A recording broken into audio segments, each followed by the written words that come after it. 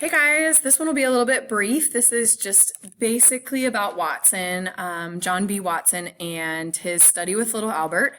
John Watson is really important to psychology because he creates the perspective called behaviorism, or sometimes they call it a field of psychology.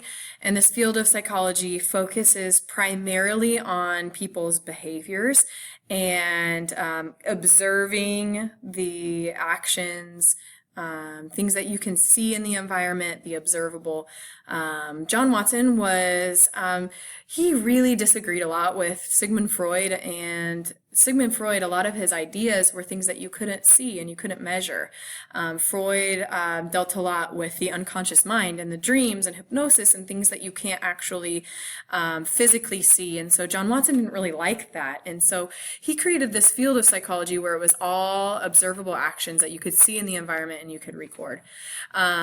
He founded this idea of behaviorism off of the previous studies done by Pavlov on classical conditioning. And he took that and created what he called behaviorism. He built off of Pavlov's experiment with dogs, and he tried to see if he could condition fear in a child. And he did this with little Albert. Little Albert was a case study, and you can see the picture on here is of John Watson, and he is trying to condition fear. And so what he did with little Albert was he wanted to see if he could instill or create fear that didn't already exist through pairing. And so what he did, it was an associative type of learning. It was a classical conditioning experiment where he presented a rat to little Albert, and little Albert was not afraid of the rat. And what he did then was he would pair that rat with a loud noise, and the loud noise would scare Albert, and he would associate that loud noise with the rat. So eventually, pairing those together, he got little Albert to fear the rat.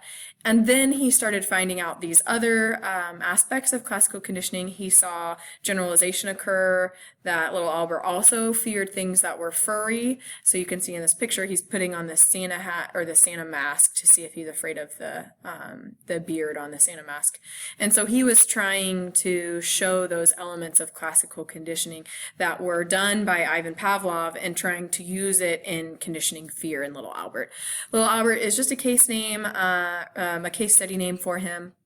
Little Albert, they found, was, I believe his name was Douglas Merritt, and he died at a young age, not from his conditioned fear, but of an illness.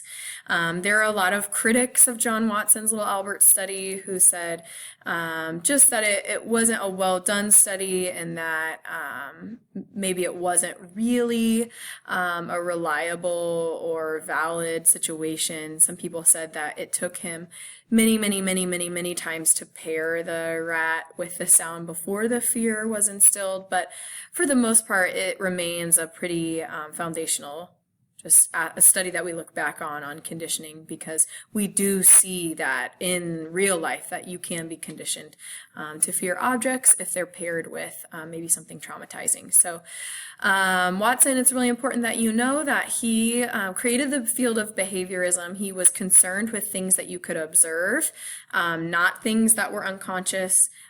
He did the little Albert study, and he tried to find out if you could condition fear. Okay, so I hope that's helpful. Good luck. Let me know if you have any questions.